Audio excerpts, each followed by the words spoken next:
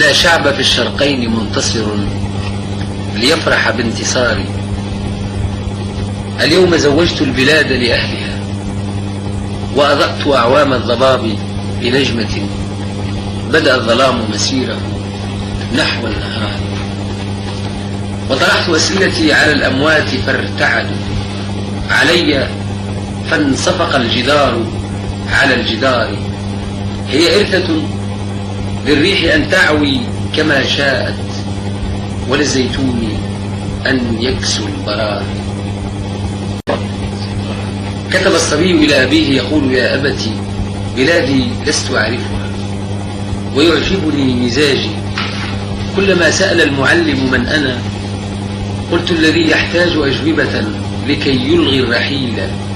وأنا لا أعشق الرؤساء، لكني سأمشي في جنازته قليلا. كتب الصبي إلى الشجر: صور ثمارك أم حجر، وإلى جهات لا يمر بها البريد.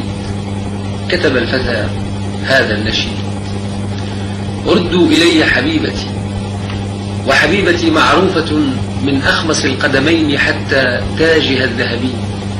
ما ألفت فتى إلا لتغوي ابنه وتدك أزمنة الحديد.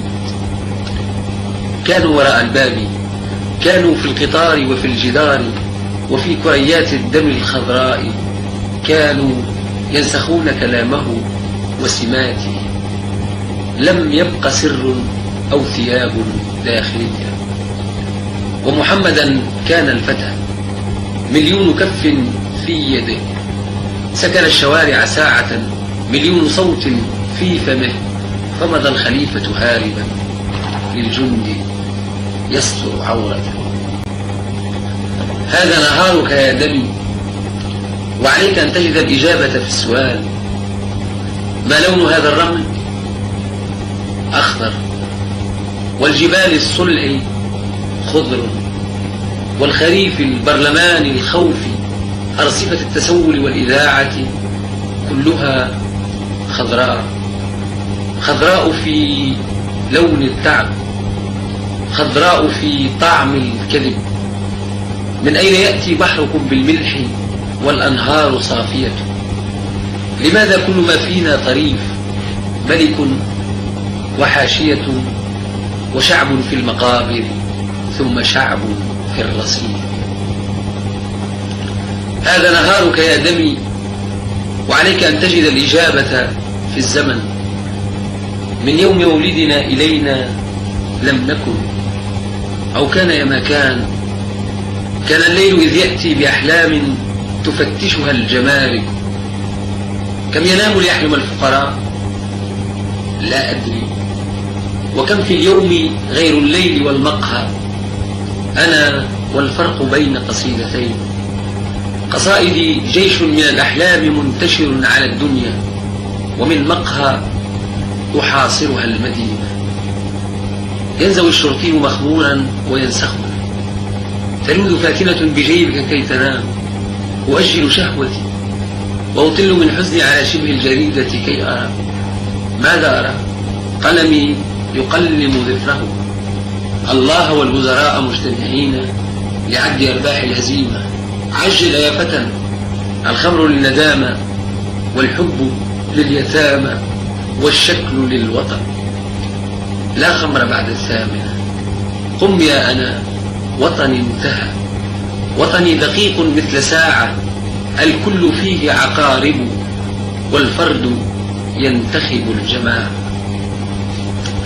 هذا نهارك يا دمي، فاحضن سنابلك التي شقت سنين الطين. لا تترك مناجلهم تحش رغيفنا، ورغيف من باعت حلي زواجها لتكون أحمر.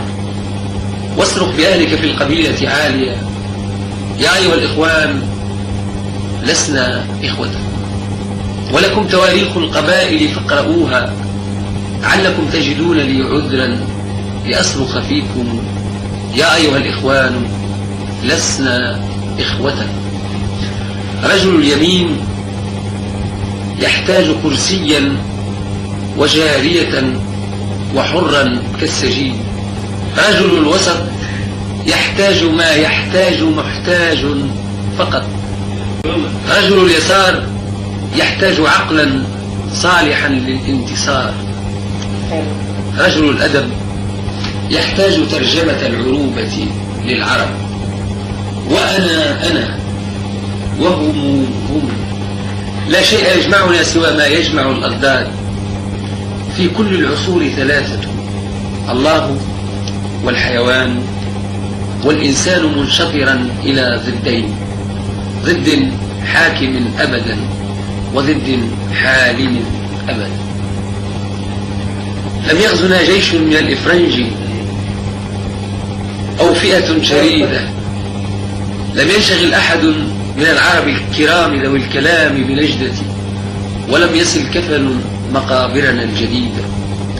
مروا وما سألوا ليلا كما العرب، لو أنهم سألوا لاستغرب العجب، أو أنهم سألوا لاستعرب العرب. لم يغزنا جيش من الإفرنج، لا، لم ينشغل أحد من العرب الكرام ذوي الكلام بنجدتي. كانوا على الشرفات في كل الفنادق يشربون، كانوا على العتبات في كل المدائن يقتلون، كانوا وراء الموج في كل السفائن يرحلون. وشرق للرباط رباط، مليون طائفة تمزقها السياط، وأنا هنا وهناك أنت وهم هناك، هنا الصراط. يحيى الذي يحيا ويحيا من يموت لأجل أن يفنى البلاط. ريح قصب، نحن الحقيقة والكذب. ريح قصب، نحن النتيجة والسبب. جاء الفلسطيني يبحث في ديار الأهل عن دمه الموزع في السواعد والخطب.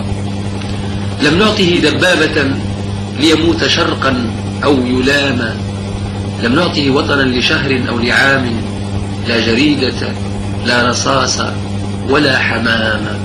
لم نعطه شيئا وأهديناه قبرا كي ينام. ريح قصب، نحن النتيجة والسبب. أحتاج ترجمة العروبة للعرب.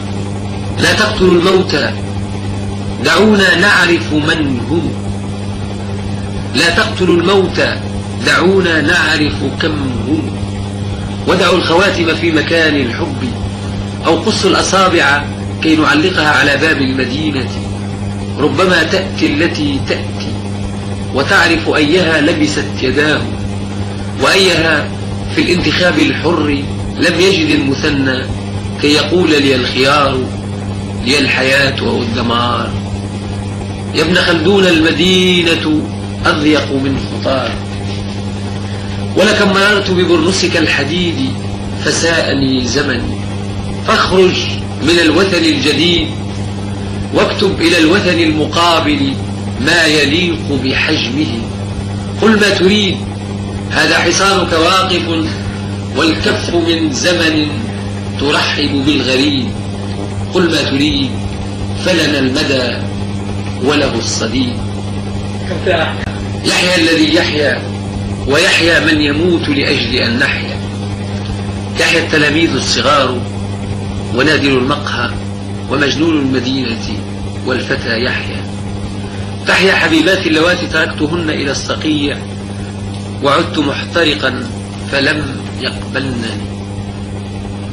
تحيا الحجارة حين تنتصر، تحيا الحكومة حين تنتحر، ويحيا كل شيء قابل للموت يحيا.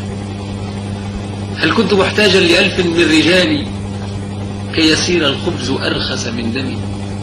أم كان يلزمني بلاد ثم جند ثم بار كي ألازم غرفتي؟ هل كان يلزمني شمال كي أسلم في الجنوب؟ أم كان يلزمني جنوب كي أهاجر للجيوب؟ ويقال إنا إخوة، ولنفترض ما قيل. هل تعني الأخوة أن تموت قبيلة في كل عام وينظم الطيران تجوال الحمام؟ هل تعني الأخوة أن أموت مدى الحياة وتعيش أنت مدى الممات؟ رب لإنتاج الفتن، جيش لتأديب الوطن، حزب مفاعيل فعل.